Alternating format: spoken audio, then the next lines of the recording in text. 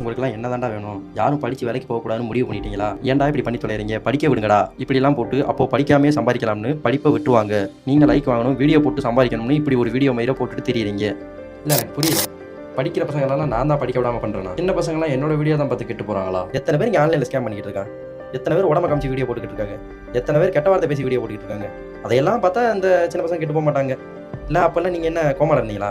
யாரும் படித்து வேலைக்கு போகக்கூடாதுன்னு முடிவு பண்ணிட்டீங்களாடா அப்படின்னு பேசியிருக்கீங்க. நானும் படித்தவன் தான் ப்ரோ, பிகாம் தான் படிச்சிருக்கேன். இங்கே எத்தனை பேர் ப்ரோ படித்த படிப்புக்கான வேலையை பார்க்கலாம்? அந்த வேலை பார்க்குற பாதி பேருக்கு மேலே படித்தவன் தான். ஏன் படித்தவன் அந்த வேலை பார்க்கக்கூடாதா? அப்படி ஒன்றும் தப்பான வேலை இல்லையே ப்ரோ. இந்த வேலை படிச்சுக்கிட்டே ஸ்விக்கி சொமேட்டோ ஓட்டுற பசங்க எத்தனை பேர் இருக்கான்னு தெரியுமா? சம்பாதிக்கணும்னு ஏதாவது ட்ரை பண்ணால் தப்பு இல்லையே ப்ரோ. என்ன ஒரு வித்தியாசமான பாதையை தேடுறோம். என்னோட பாயிண்ட் ஆஃப் வியூவில் வந்து நான் பேசுகிறேன். சரியா தப்பான்னு நீங்களே கமெண்ட்டில் சொல்லிட்டுருவோம். இந்த மாதிரி கமெண்ட் எல்லாம் பார்த்ததுக்கப்புறம் நான் வீடியோவே பண்ண போகிறது இல்லை. இப்படின்னு மட்டும் யாரும் நினச்சினாங்க. இதுக்கப்புறம் தான் தொடர்ந்து வீடியோ பண்ண போகிறேன். பிடிச்சவங்க சப்போர்ட் பண்ணுங்கள்.